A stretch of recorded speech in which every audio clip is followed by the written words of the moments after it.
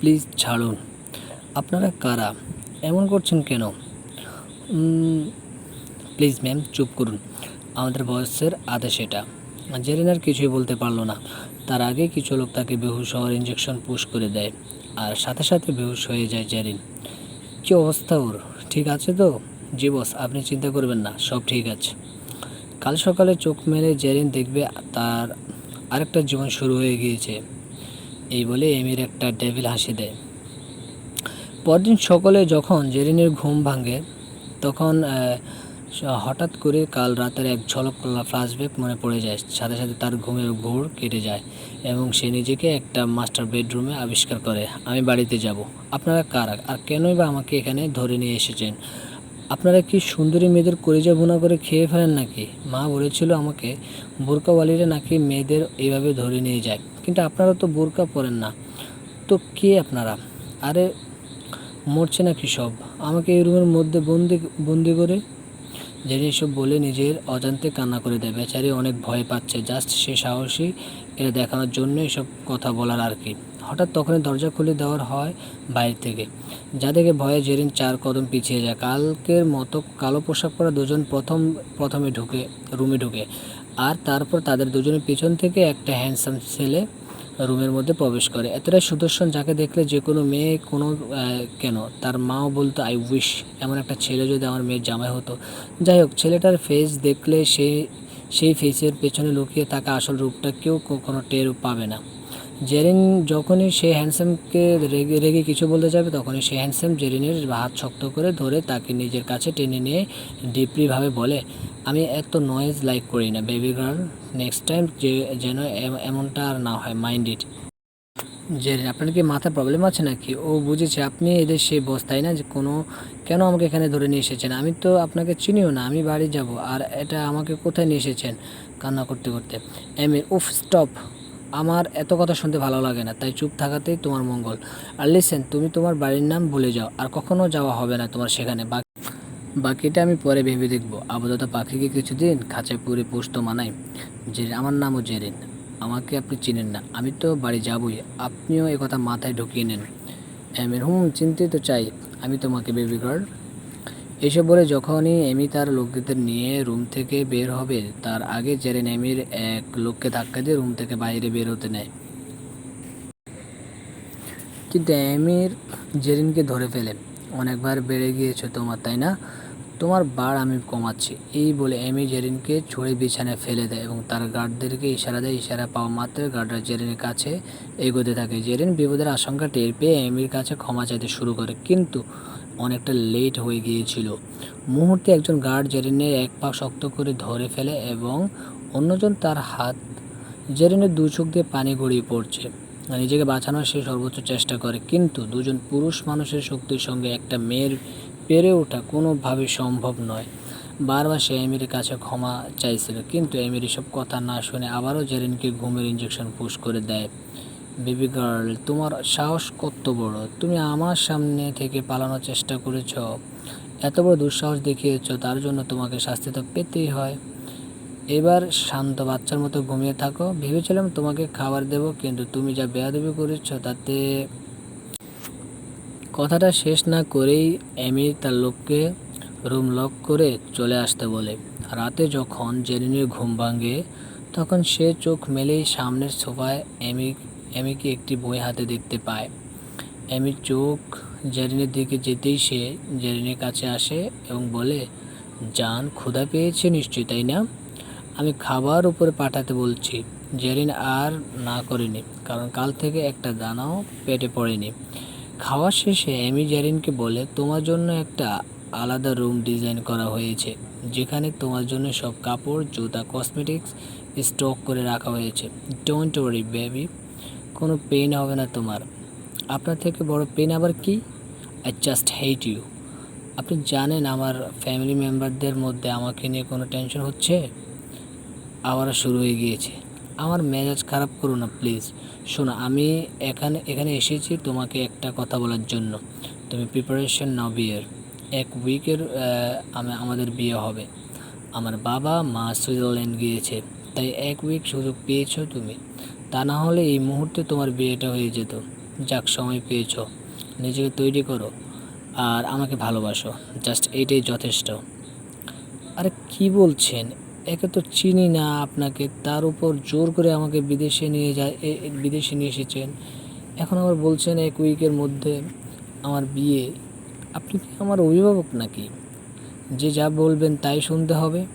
Yes, because from today I am your everything, mind it. এই বলে জেরিনের কপালে চুমু দিয়ে আমি রুম থেকে চলে যাই। জেরিন আবারও রুমে বন্দি, অনেক কান্না পাচ্ছে, কিন্তু কান্না করতে করতে এখন তো চোখে পানিও ফুরিয়ে এসেছে। যে করে হোক আমার এখান থেকে যেতে হবে। আমি এই এমিরকে কখনোই ভালোবাসতে পারবো না, কারণ আমার পরিবার, আমার ভালোবাসা, আয়মান সব তো বাংলাদেশে পড়ে রয়েছে। এসব বলে জেরিন কান্না করতে করতে ঘুমিয়ে পড়ে। সকালে ঘুম থেকে উঠে জেরিন অনেক শকড হয়ে যায়, কারণ কারণ তার পাশে এমি ঘুমিয়েছিল। আর তার থেকে বড় বিষয় হচ্ছে জেরিন এমির বুকে, সে এমিরের নিঃশ্বাসের শব্দ শুনতে পাচ্ছিল। হঠাৎ এমির ঘুম ভেঙে যায়, যা দেখে জেরিন তাড়াতাড়ি করে আবারও ঘুমের নাটক করা শুরু করে দেয়। কিন্তু এমির আগে থেকে সব কিছু বুঝতে পেরে গিয়েছিল, আর তাই সে কোনো কথা না বলে নিজের ঠোঁট জেরিনের ডুবিয়ে দেয়। জেরিন নিজের প্রাণপণ শক্তি দিয়ে এমিরকে সরানোর ট্রাই করলেও ব্যর্থ হয়। এমনিতেও পরপর 2টি ইঞ্জেকশনের পেইন এখনও কমেনি। 15 মিনিট পর এমির জেরিনকে ছেড়ে দেয়, আর তখন জেরিন এমির থেকে দূরে সরে গিয়ে বলে, আপনি ছি, এত নোংরা, দূরে থাকবেন আমার থেকে, আপনার মতো আমি নোংরা না। এসব শুনে এমির গা আবারও রাগে গরম হয়ে যায়। সে রাগী গলায় জেরিনকে বলে, জাস্ট ওয়েট, তোমার শরীরের প্রতিটি ভাজে ভাজে লুকিয়ে থাকা রহস্য আমি উন্মোচন করব, তুমি শুধুই আমার দেখে নিও। এই বলে সে ওয়াশরুমে চলে যায়। এদিকে আবারও জেরিন নীরব কান্না শুরু হয়ে যায়। সময় চলে যাচ্ছে, বিয়ের দিন ঘনিয়ে আসছে, এখনই সব অ্যারেঞ্জমেন্ট শুরু হয়ে গিয়েছে। তাই জেরিন ঠিক করে যে সে আর কান্না না করে এমন একটা প্ল্যান বের করবে যাতে করে এখান থেকে বের হওয়া যায় যে কোনো মূল্যে। কিছুক্ষণ পর ব্রেকফাস্ট করার জন্য জেরিনকে নিচে আসতে বলা হয়। সেও কোনো কথা না বলে নিচে এসে একটু পরে এমির কথার মতো সবটা খেয়ে নেয়। কিন্তু সন্দেহ তো এমির তখনই জাগে যখন তার প্রতিটা কথা জেরিন অক্ষর অক্ষরে পালন করছিল, কিন্তু তবুও এমির হ্যাপি ছিল যে জেরিন এখন তার সব কথাই শুনছে, আর তাই সে জেরিনকে আর কিছু বলে না। রাতে এমি বাড়ি ফিরলে দেখতে পায় আর জেরিন আর কান্না করছে না। সে যখনই জেরিনকে জিজ্ঞেস করতে যাবে খাবার খাওয়ার কথা, তখনই জেরিন তাকে বলে ওঠে, এমি, আপনাকে কিছু বলার ছিল আমার। শিওর জান। জান শব্দটি এমির মুখে শুনে গাটা একেবারে জ্বলে যাচ্ছিল জেরিনের, কিন্তু কি করার, এখান থেকে পালাতে হলে তো এমির এবং তার কথা সব কিছুই তাকে সহ্য করতেই হবে। আর তাই আর দেরি না করে সে এমিকে বলে, আমি ভাগ্যকে মেনে নিয়েছি, আমি রাজি বিয়েতে। এমি একটু খটকা লাগে, বাট সে এত কেয়ার করে না এবং বলে, জেরিন, আমি চাই তোমাকে বদ্ধভাবে নিজের করে নিতে, আমি অনেক ভালোবাসি তোমার, বিলিভ মি। কিন্তু যদি পরে জানতে পারি তুমি আমাকে বোকা বানানোর ট্রাই করছো, তাহলে সেদিন আমার থেকে খারাপ আর কেউই হবে না, তোমার চিৎকার পুরো বাড়ি কেঁপে উঠবে সেদিন। এই বলে একটা ডেভিল হাসি দিয়ে জেরিনের কপালে চুমু দিয়ে সাহস দিতে চলে যায়। এভাবে 1 উইকের মধ্যে জেরিন এমির ভরসা, ভালোবাসা দুটি আদায় করে নেয়। দেখতে দেখতে বিয়ের দিন চলে আসে। এমির বাবা মা এবং কাজিনরাও এখানে চলে আসে। সকলে নতুন বউ নিয়ে কি আনন্দ উল্লাস, কিন্তু খেলা তো এখনই শুরু। কয়েকদিনে জেরিন এতই এমির ভরসা জুগিয়েছিল যে এমির জেরিনের উপর নজরদারিও বন্ধ করে দেয়, কিন্তু এটাই যে বিপদ ডেকে আনে। বিয়ের দিন জেরিন পরীর মতো করে সাজানো হয়, সব ঠিকঠাক হয়ে গিয়েছে, কিন্তু যখনই এমির কাজিনরা জেরিনকে রুম থেকে আনার জন্য যায় তখনই সবাই শক, কারণ রুমের ভেতর জেরিন তো ছিলই না। কাজিনরা তখনও বুঝতে পারেনি যে জেরিন কোথায় গিয়েছে। স্বাভাবিকভাবে ওয়াশরুম সহ অন্য রুমে, এক কথায় বাড়িতে জেরিনকে খোঁজা শুরু হয়ে যায়। ওদিকে কাজী বউয়ের জন্য অপেক্ষা করছিল। অনেক পরও জেরিন না আসায় এমির রাগ উঠতে শুরু হয়ে যায়। সে যখনই উঠতে নেয় তখন তার কাজিন এসে জানায় জেরিনকে কোথাও খুঁজে পাওয়া যাচ্ছে না। এটা এনে শুনে এমির কিছুতেই বিশ্বাস হচ্ছিল না। সে তার কাজিনকে আবারও আস্ক করে, আর শিওর, কারণ এটা মজার করার সময় না।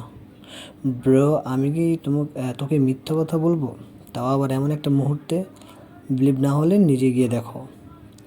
এমি আর দেরি না করে সব রেখে জেরিনকে খুঁজতে চলে যায়। যখন সে সত্যি জেরিনকে খুঁজে পায় না, তখন তার শরীর রাগে লাল হয়ে যায়, চেহারায় হিংস্র ভাব চলে আসে।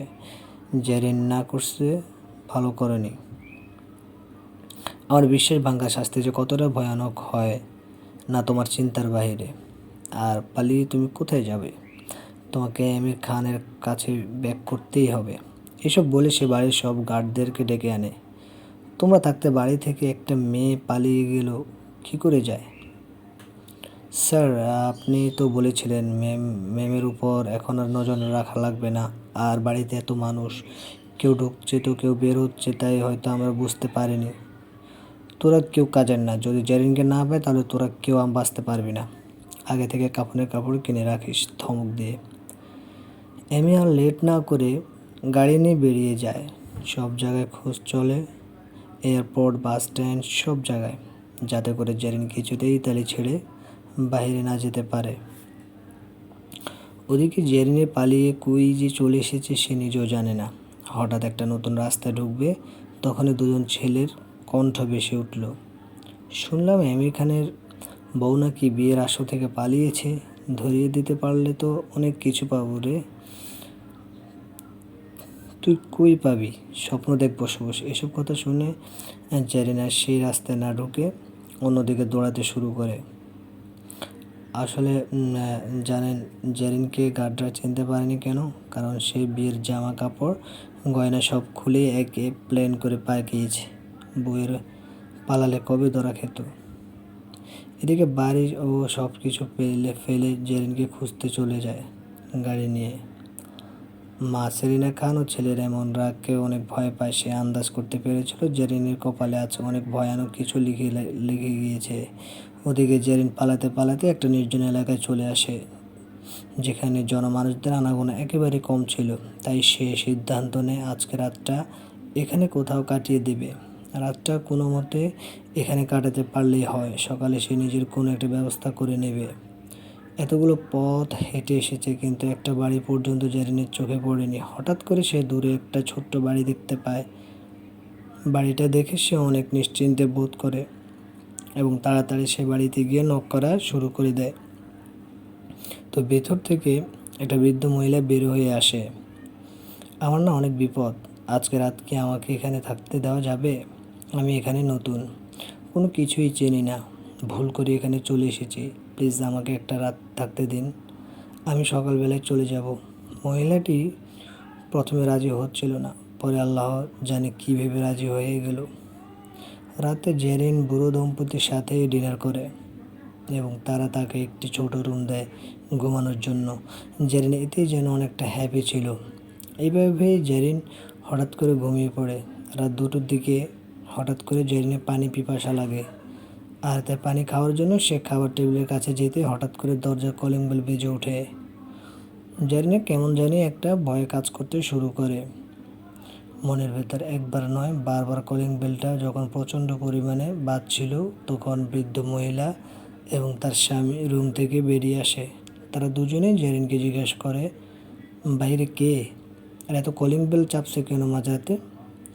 জেরিন কোনো প্রশ্নের উত্তর দেয় না এবং বলে, আমি জানি না, আমার ভয় লাগছে তাই আমি দরজা খুলিনি।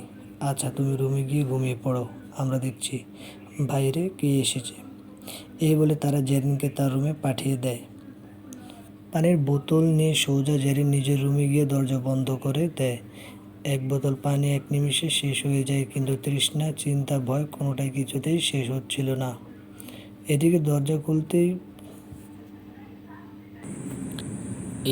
দরজা খুলতেই বৃদ্ধ মহিলাটি এবং তার স্বামী এমন কিছু দেখতে পায় যার জন্য তারা প্রস্তুত ছিল না। আসলে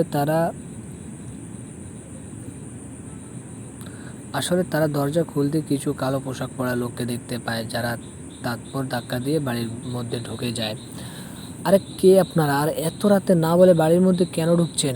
ওই মেয়েটা কই যে এখানে এসেছে? কোন মেয়ের কথা বলছেন? কোনো মেয়ের খবর জানি না আমরা। নাটক করবি না বুড়ি। এই বলে তাদের ধাক্কা দিয়ে জেরিন যেই রুমে ছিল ওই রুমের দরজা জোরে জোরে লক করতে লাগে। জেরিন বুঝতে পেরে গিয়েছিল, তাই ভয়ে চুপ করে বসে থাকে, কিন্তু লোকগুলো একসময় দরজা ভেঙে ফেলে। রুমের এক কোণে জেরিন ভয়ে বসেছিল, আর তখনই রুমের মধ্যে এমি প্রবেশ করে। এটা দেখে তো ভয়ে তার হার্টবিট আরও বেড়ে যায়। এমির কোনো জবাব না দিয়ে জেরিনকে টেনে রুম থেকে বের করে আনে, তারপর গাড়িতে উঠায়। জেরিন অনেক চেষ্টা করে পালানোর, বাট সে ব্যর্থ হয়। এমি জেরিনকে বাড়ি নিয়ে গিয়ে এক চড় মেরে বিছানায় ফেলে দেয়, তারপর বলে, তুই এখনও আমাকে চিনিসনি, আজ থেকে তোর জাহান্নাম শুরু হবে। আমাকে ধোঁকা দেওয়ার শাস্তি কী তা তুই ভালো করে এখন টের পাবি। আজ রাতে তোকে হালালভাবে আমার পাওয়ার কথা ছিল, কিন্তু তোর কপাল তুই খেয়েছিস। গেস্টের সামনে আমার ফ্যামিলি মেম্বার তোর জন্য ছোট হয়েছে, দেখ কী হাল করি। প্লিজ মাফ করে দেন, আর হবে না এমন কিছু, সেট আপ। এই বলে সে নিজের শার্ট খোলা শুরু করে এবং জেরিনের দিকে এগোতে লাগে। একটু একটু করে জেরিন ভয়ে পিছু হটতে লাগে। কিন্তু এখন কি আর এসব লাভ হবে? হঠাৎ এমি জেরিনের এক হাত শক্ত করে ধরে কাঠের সাথে লাগানো লেদার হ্যান্ডস্কাফ দিয়ে লক করে নেয়। জেরিনের শরীরে সব শক্তি খাটিয়ে দিচ্ছে, কিন্তু কোনো লাভ হচ্ছে না। এভাবে উপর হাতকে এমি লেদার হ্যান্ডস্কাফ দিয়ে লক করে দেয়। হাত নাড়ানো জেরিন টোটালি অফ। এই আস্তে করে সে জেরিনের পাগুলো হার্ডলি চেপে ধরে টেলিস্কোপিক টিউবের সাথে আটকে দেয়। জেরিন যখনই পা ছড়াছড়ি করতে নেয়, তখনই সেই টিউব আরও প্রশস্ত হতে শুরু করে। কি জান, কিছুতেই তোমার কোনো কাজ হচ্ছে না। এই বলে সে জেরিনের কানের কাছে যায় এবং বলে, আমি জানতাম তুমি এমন হাত পা ছড়াছড়ি করবে, তাই এই সব ব্যবস্থা। এটা টেলিস্কোপিক টিউব, যত নড়বে ততই এটা প্রশস্ত হবে। এই বলে সে জেরিনের কানে কামড় বসিয়ে দেয়। ব্যথায় জেরিন আহ বলে চিৎকার দেয়, কিন্তু এমির এসব খেয়াল নেই। আস্তে আস্তে সে নিজের ঠোঁট জেরিনের ডুবিয়ে দেয়। নিঃশ্বাস বন্ধ হয়ে যাচ্ছে জেরিনের, কিন্তু কিছুই করতে পারছে না। এভাবেই সে জেরিনের সারা শরীরে কুবড়ে কুবড়ে পায়, নানাভাবে জেরিনকে পানিশমেন্ট দেয়। 2 ঘন্টা পর তার স্বার্থ হাসিল হয়ে গেল। ক্লান্ত শরীর নিয়ে জেরিনের উপর থেকে নেমে গেল, ঘুমাতে চলে যায়। এদিকে জেরিনের সারা শরীর ব্যথায় শেষ হয়ে যাচ্ছিল। আজ সত্যি তার চিৎকার পুরো বাড়ি কেঁপে উঠছিল, কিন্তু কেউ তাকে বাঁচাতে আসেনি। এই অসহ্য যন্ত্রণার কারণে কখন সে ব্যথা আর্তনাদ করতে করতে জেরিন ঘুমিয়ে পড়ে তা সে নিজেও জানে না। সকালে যখন ঘুম থেকে জেগে ওঠে, তখন সে দেখতে পায় সে এমির বুকের মধ্যে। তাড়াতাড়ি করে সে নিজেকে ছাড়িয়ে নেয়, এমির তখনও ঘুমাচ্ছিল। জেরিনের হাত পা রাতে চাহিদা পূরণ হওয়ার পরই খুলে দিয়েছিল, তাই বিছানা থেকে উঠে সে আয়নার কাছে যায়। ছি, কি হাল করেছে! সারাটা শরীরে ওই নোংরা লোকটা নোংরা বিচ্ছিন্ন, এখনও সারা শরীরে ব্যথা করছে। হঠাৎ পেছন থেকে শব্দ আসে। জেরিন ঘাড় ঘুরাতে জেরিন দেখতে পায় এমি উঠে গিয়েছে। আপনার কি কোনো জামা কাপড় নাই নাকি? নোংরামের একটা লিমিট থাকা দরকার। দেখেন কি হাল করেছেন, আমার সতীত্ব নষ্ট করে দিয়েছেন আপনি আমার। এখন এই মুখ আমি কাকে দেখাবো? আমাকে দেখালেই হবে। এই বলে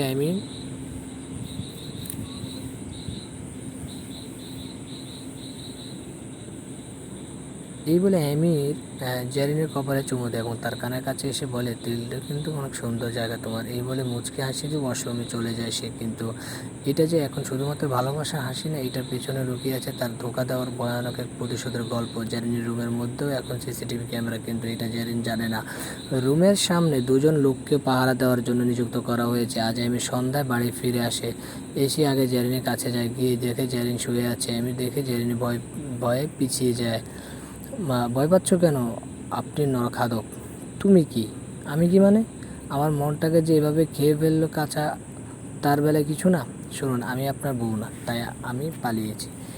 আর এত মেয়ে থাকতে আমার পেছনে কেন লেগেছেন? আপনার তো ভাত ফেললে কাকের অভাব হয় না। না জানি কত মেয়ের সাথে জড়াজড়ি করেছেন, এই তো মেজাজটা গরম করে দিলি। বাসায় ঢুকতে না ঢুকতে তোর ফালতু কথা শুরু। এসব বলে সে নিজেকে কন্ট্রোল করে নেয়।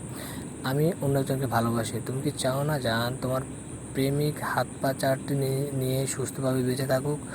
ও তোমার তো একটা ছোট বোনও আছে। তুমি তো আর বড় বোন হয়ে চাইবে না তোমার বোনের একটা খারাপ ভিডিও বের হোক, তাই না? না না দেখুন, আমাকে যাই করুন না কেন ওদের কিছু করবে না। তুমি জানো তোমাকে আমি প্রথম দেখাতে ভালোবেসে ফেলেছি। প্রথম তোমাকে আমি আমার কোম্পানির সামনে দেখেছিলাম। আমি তখন মিটিং শেষ করে সবেমাত্র গাড়ি নিয়ে বের হচ্ছিলাম। একবার না কয়েকবার তোমাকে আমি আমার কোম্পানির সামনে দিয়ে হেঁটে যেতে দেখেছি। চেয়েছিলাম তোমাকে নিজ থেকে কিছু গিয়ে প্রপোজ করব। এত সুন্দর একটা সারপ্রাইজ দেবো ভেবেছিলাম যা তুমি কখনো হয়তো কল্পনা করতে পারবে না। কিন্তু সেদিন আমার মেজাজ গরম হয়েছে যখন তোমাকে আমি তোমার বয়ফ্রেন্ডের সাথে হাত ধরে রাস্তায় হেঁটে হেঁটে গল্প করতে দেখি।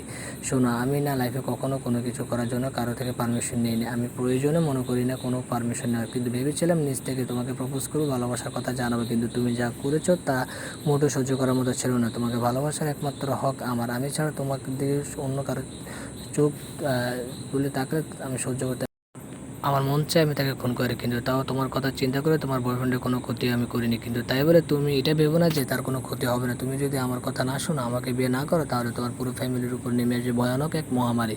যে মহামারী তোমার পুরো পরিবারকে নিস্তেজ করে দিবে। কিছুতে আমি আপনাকে বিয়ে করবো না, এটা কান করে শুনে রাখুন। দেখি আপনি কি করতে পারেন। ও তুমি দেখতে চাও আমার ক্ষমতা কি? ওয়েট বেবি দেখাচ্ছে। এই বলে আমি একটি ভিডিও ওপেন করে যা দেখি জেরিন মাথা সম্পূর্ণ কেঁপে পড়ে। আপনি আমার বোন যারাকে কিডন্যাপ করেছেন, প্লিজ ওর কোনো ক্ষতি করবেন না। ও ছোট মানুষ, কিছু বোঝে না এসব। ও না হয় ছোটো, কিছু বোঝে না, কিন্তু তুমি তো বড়, তুমি তো সব বোঝো। তাহলে কেন বুঝদার মতো কাজ করছো না বেবি? আপনাকে বিয়ে করলেই তো সব সমস্যার সমাধান হয়ে যাবে, তাই না? করবো আমি আপনাকে বিয়ে। নিজের পরিবারের সম্মান বাঁচাতে আমি সব করতে রাজি। এমনিতেও আমার জন্য পরিবারের মাথা একেবারে নিচে নেমে গিয়েছে। তারা ভাবছে আমি অন্য একজনের সাথে পালিয়ে গিয়েছি, কিন্তু বাস্তবতা যে কতটা নিষ্ঠুর তা হয়তো বা তারা বুঝতে পারেনি। আপনি আমাকে আমার পরিবারের সামনে খারাপ বানিয়ে দিয়েছেন। একদম চুপ থাকো ভাইরে ভাই। তুই এতটা কথা বলিস কী করে? আমার কানটা একেবারে হ্যাং হয়ে গিয়েছে ধমক দিয়ে। প্লিজ এমি বলে ভয় পেয়ে গিয়েছো বুঝি? আচ্ছা শোনা, তোমাকে তো আমি বিয়ে করবোই, কিন্তু তার আগে তো কয়েকদিন আমাকে তোমার খুশি করতে হবে। আমি যা যা বলবো সব করতে হবে, সব। কিন্তু এমির মাথায় যে কী চলছে তা কেউ জানে না। প্রতিশোধ নেওয়ার জন্য কিন্তু একটা মানুষ সব কিছু করতে পারে। শোনো, রাতে একটা হট ড্রেস পরে আমার সামনে আসবে। আমি রুমে এসে যেন দেখি তুমি রেডি হয়ে গিয়েছো। Mind it. এসব বলে এমির ফ্রেশ হয়ে তার মায়ের রুমে চলে যায়। এমি, তুমি সত্যি কি জেরিনকে ভালোবাসো? আমার জানি কেন অনেক ভয় লাগছে। মম, ভয় পাওয়ার কী আছে? ভয় তো জেরিন পাবে। আমাকে ধোকা দেয়। ওর সাহস কত বড়, ও জানে না প্রতারকদের আমি কতটা ঘৃণা করি। কিন্তু দোলার কী হবে? আমরা তো চেয়েছিলাম ও যেন আমাদের ঘরে বয়ে আসুক। আর মেয়েটা একেবারে আমাদের ফ্যামিলির জন্য যেমন পারফেক্ট, তেমনই সে তোমাকে অনেক ভালোবাসে। আমাকে কে ভালোবাসলো সেটা ফ্যাক্ট না, আমি কাকে ভালোবাসি সেটাই আসল কথা। তারপর সে জেরিনের কাছে গিয়ে বলে, প্রেম যন্ত্রণা যে কি মারাত্মক তা তুমি আস্তে আস্তে টের পাবে। এই বলে সে জেরিনকে ধাক্কা দিয়ে সেই রুম থেকে বের হয়ে যায়। সেদিন রাতে এমির বাইরে হ্যাং আউট করে। দুদিন কেটে যায়। সেদিন রাতের পর থেকে এমি জেরিনের খোঁজ খবর একবারে নিতে আসেনি। জেরিনের চোখে মুখে একটাই প্রশ্ন, একটা লোক যে কিনা তাকে পাগলের মতো ভালোবাসতো, তার এত দ্রুত পরিবর্তন কী করে? তা সে দেখতে পর্যন্ত আসেনি। জেরিন আর কোনো কিছু না ভেবে আস্তে আস্তে করে সিঁড়ি দিয়ে নিচে নেমে আসে। সেখানে গিয়ে দেখে নিচে ম্যামের মা বসে আছে। জেরিনকে দেখে সেফিয়া বেগম বলেন, আরে তুমি নিচে নামলে যে, আসো এখানে বসো। কতক্ষণ আর একটা রুমের মধ্যে বন্দি থাকা যায়? আপনিই বলুন। নিচে আসার অনুমতি তো তোমার আছে, কিন্তু তুমি তো নিচে আসোনি এতদিন। আজ এসেছো দেখে ভালো লাগছে। শরীর ঠিক আছে তোমার? হ্যাঁ আমি ঠিক আছে। আচ্ছা একটা কথা জিজ্ঞেস করি, এমির দুদিন ধরে আমার সাথে দেখা করছে না। কথা বলা তো দূরে থাক, কী হয়েছে বলতে পারবেন? হঠাৎ ওর কথা জিজ্ঞেস করছো যে? ওকে তো তুমি ভালোবাসো না, ওর খবর দিয়ে কী করবে? এভাবে বলছেন কেন? আমি জানি আপনার আমার প্রতি অনেক রাগ। আমি ওই দিন যে কাজটা করেছি তা ঠিক হয়নি। আচ্ছা আপনার কি মনে হয় আপনার ছেলে কি আমাকে সত্যি ভালোবাসে, নাকি আমার সাথে টাইম পাস করছে? এটা কথা কি জানো, আমি আমার ছেলেকে অনেক মেয়ের সাথে মিশতে দেখেছি, কিন্তু কোনো নারীর প্রতি সে এতটা আসক্ত ছিল না যতটা না আসক্ত তোমার প্রতি ছিল সে। যাই হোক, এখানে যেহেতু এসেছো একটু বসো। আমাদের একজন মেহমান আজকে বাড়িতে আসবে। হঠাৎ এই দুদিন এমির কে না কে দেখতে পেয়ে কেমন জানি বুকের মধ্যে খালি খালি অনুভব করছিল জেরিন। তাহলে কি জেরিনের মনে এমিরকে নিয়ে কোনো অনুভব কাজ করা শুরু করে দিয়েছে? একটু পরে একটি মেয়ে এসে বাড়িতে ঢুকে, যাকে দেখে এমির কাজিনরা তার কাছে চলে যায়। মেয়েটাকে দেখে সবাই যা শুরু করেছিল দেখে মনে হচ্ছিল যেন এটা তাদের বাড়ির বউ নেকা। এসব জেরিন একদম পছন্দ হচ্ছিল, তাই সে নিজের রুমে যেতে নেয়। ঠিক কিন্তু তখনই এমির মা জেরিনকে পেছন থেকে ডাক দেয়। কিন্তু জেরিন, কোথায় যাচ্ছ? দোলার সাথে পরিচিত হয়ে যাও। কোনো উপায় না থাকা জেরিনকে সেখানে যেতে হয়। ও হচ্ছে দোলা, এমির বেস্ট ফ্রেন্ড। ওদের সম্পর্ক অনেক ক্লোজ। ও হাই দোলা, আমি জেরিন। তোমাকে তো চিনতে পারলাম না। এই প্রশ্ন শুনে জেরিন কি উত্তর দেবে বুঝতে পারছিল না। না সে এমির জিএফ, না তো বউ। তাহলে তো আশ্রিত ছাড়া কিছুই জবাব দেওয়ার মতো নেই। জেরিনকে চুপ দেখতে দেখে সুফিয়া দোলাকে বলে, আরে বাদ দাও না, তুমি গিয়ে আগে রেস্ট করো, তোমার রুম উপরেই রেডি করা আছে। জেরিনের বুকটা কেন জানি করছিল, কেন এত মনে পড়ছে এমির কথা। সে আর এক মুহূর্তে দাঁড়িয়ে না থেকে নিজের রুমে চলে যায়। রুমের মধ্যে দরজা লাগিয়ে কান্না শুরু করে দেয়। এখন আর তাকে পাহারা দেওয়ার মতো গার্ডও নেই। ইচ্ছে করলে সে পালাতে পারে, কিন্তু আর ইচ্ছে হচ্ছে না তার। এই জীবনটাকে যে মেনে নিয়েছে, এটাই যে তার বর্তমান আর ভবিষ্যৎ। রাত 10টা। আজ কেন জানি বাড়িতে একটু বেশি হট্টগোল। সবাই দোলাকে নিয়ে ব্যস্ত, সবাই কত পছন্দ করে ওকে, কিন্তু এমির কাজিনরা তো কখন আমার সাথে কথাও বলে না। হঠাৎ করে জেরিনের ডোর নক করা হয়। আসতে পারি? জি। তোমার শরীর ভালো আছে? কিন্তু আমার খোঁজ নিচ্ছ কেন আদিল? চিন্তা হয় তোমার জন্য।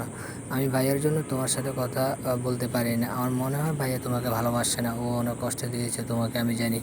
এসব শুনে জেরিন মনে মনে ভাবতে লাগে, ইস, এক ভাই নরখাদক আর অন্যটা নিষ্পাপ কেমন। ওর নাম আদিল, আমি ছোটো ভাই। দেখতে মাশাআল্লাহ অনেক হ্যান্ডসাম, অনেক ভালো ব্যবহার। ওর সাথে দুই একবার যখনই জেরিনের সাথে দেখা হয়েছিল, তখনই দূর থেকে হলেও জেরিনকে রক্ষা করতে চেয়েছে সে। কিন্তু এমি তো আপনার চিনে নিত। এখন আর এমির জেরিনের খোঁজ নেয় না। জেরিনে কার সাথে কথা বললো কি না বললো সেই দিকে খেয়াল নেই। এই দুদিনে আদিলের সাথে জেরিনের অনেকটা ভাব হয়ে গিয়েছে। তোমাকে একটা জিনিস দেখাবো জেরিন। দেখো, এ বলে সে এক বক্স চকলেট নিয়ে আসে জেরিনের জন্য। ওয়াও, আমার চকলেট অনেক ভালো লাগে। হ্যাপি হয়েছো? অনেক। এই বলে জেরিন খিলখিল করে হাসা শুরু করে। মাশাআল্লাহ, কি সুন্দর হাসি তোমার। এভাবেই সবসময় হাসতে পারো না? এভাবে সবসময় চকলেট আনতে পারো না? এই বলে দুজনে হাসা শুরু করে। আদিল এক মায়াবী চাহনিতে জেরিনের দিকে চেয়েছিল, আর জেরিন তো তার খাওয়া নিয়ে বিজি। ওই আদিল, এমি কখন আসবে? সে তো অনেক আগেই চলে এসেছে। এত তাড়াতাড়ি আসবে না? আর দোলা যে এসেছে। এটা শুনে জেরিনের মুখটা কালো হয়ে যায়। আর দোলা মানে? বাদ দাও না প্লিজ, আমি নিচে যাব ওদের সবার মাঝে। ওরা কেউ পছন্দ করে না তোমাকে, তোমাকে বুঝি। তবুও যাবো তো, তুমিও চলো আমার সাথে। ওকে মাই ডিয়ার।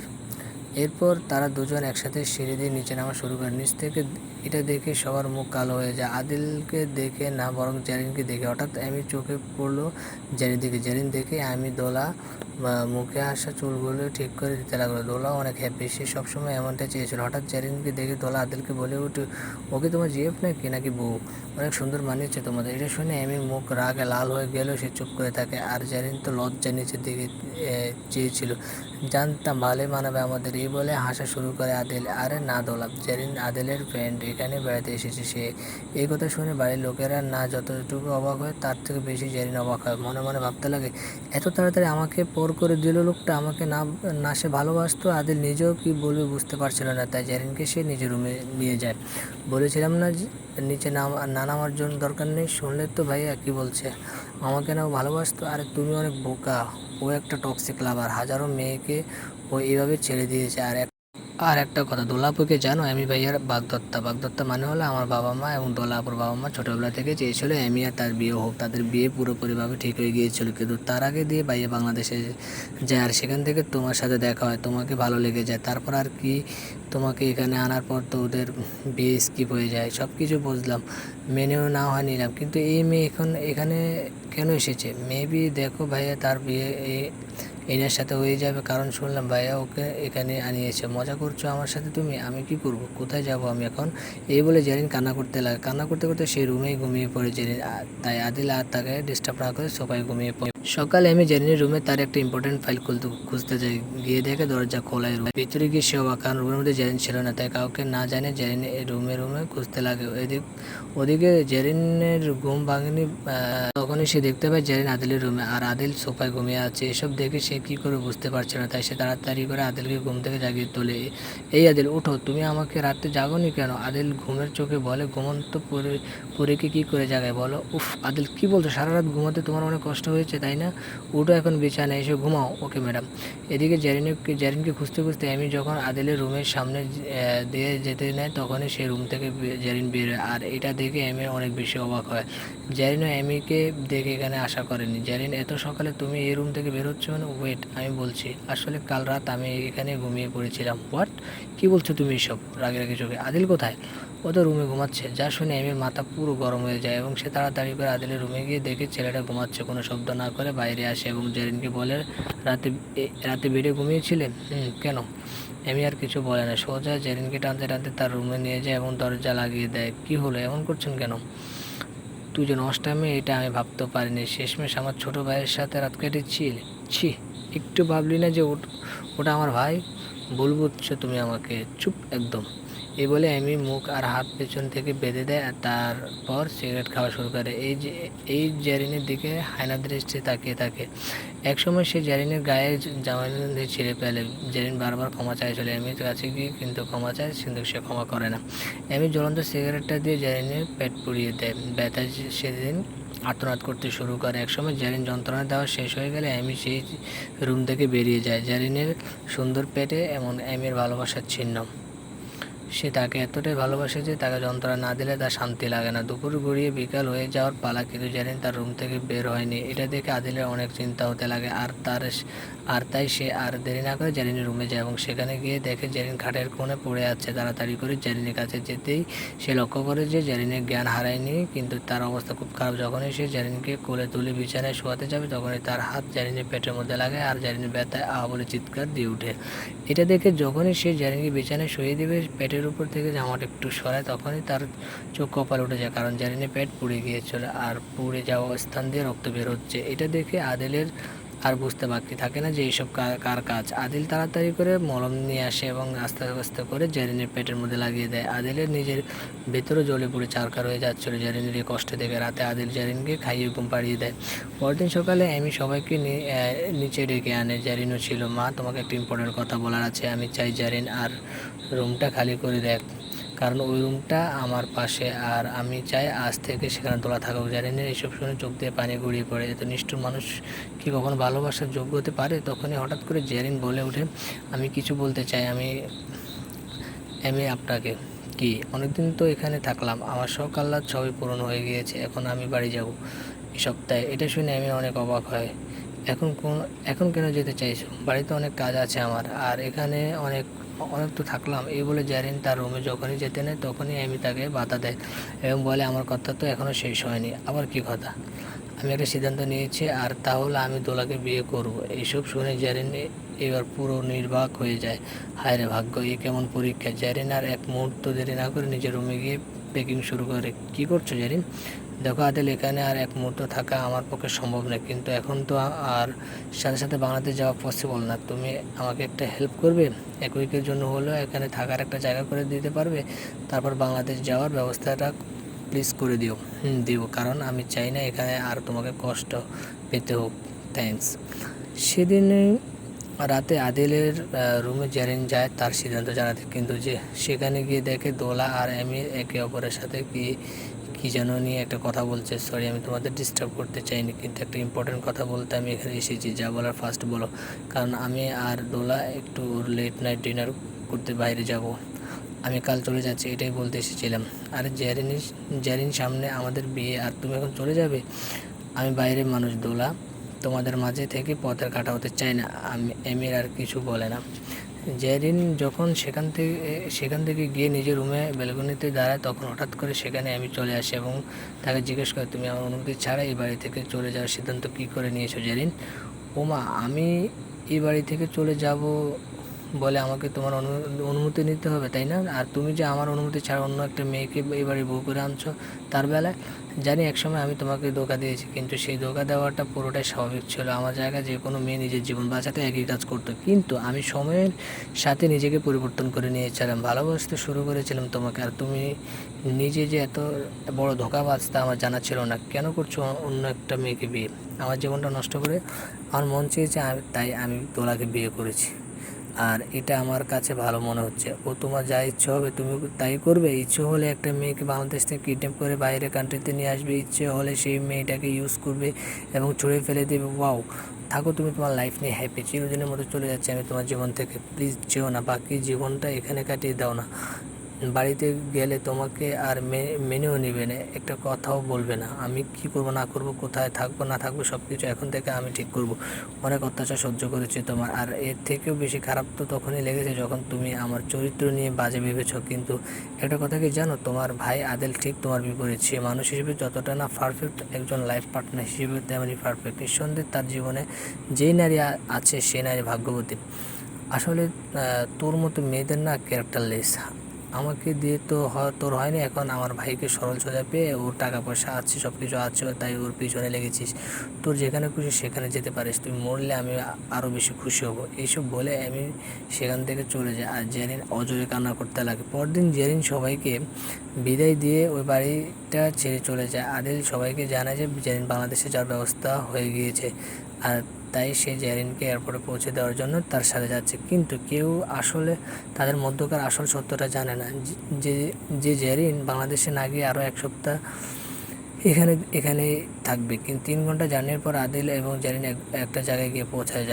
জায়গাটা শহর থেকে একেবারে বাইরে, সর্বটা নির্জন, পুরোটাই অনেক সুন্দর একটা পরিবেশ। দূর দূরে পাহাড় ছাড়া আর কিছু দেখা যায় না। ওয়াও, এই জায়গাটা অনেক সুন্দর। জানো, আমি যখন তোমাদের বাড়ি থেকে পালিয়ে গিয়েছিলাম তখন আমি যে কোথায় একটা নির্জন জায়গায় চলে এসেছি নিজে বুঝতে পারিনি, কিন্তু এই জায়গাটা থেকেও ওই জায়গাটা আরও বেশি সুন্দর।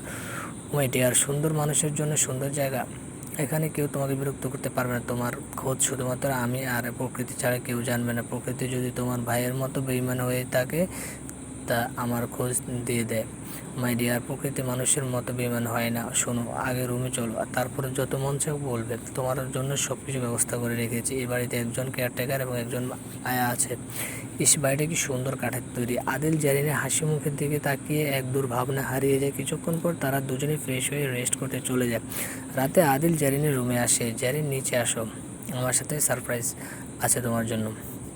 এত রাতে আবার কিসের সারপ্রাইজ? আর কিছু খাবো, আমি ক্ষুধা লেগেছে অনেক। আরে কথা না বলে আগে আমার সাথে চলো তো।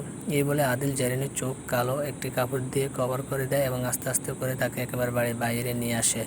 এবার তোমার চোখ খুলতে পারো। এই বলে সে কালো কাপড়টা জেরিনের চোখের উপর থেকে সরাতে জেরিন এমন কিছু দেখতে পায় যার জন্য সে মোটেও প্রস্তুত ছিল না।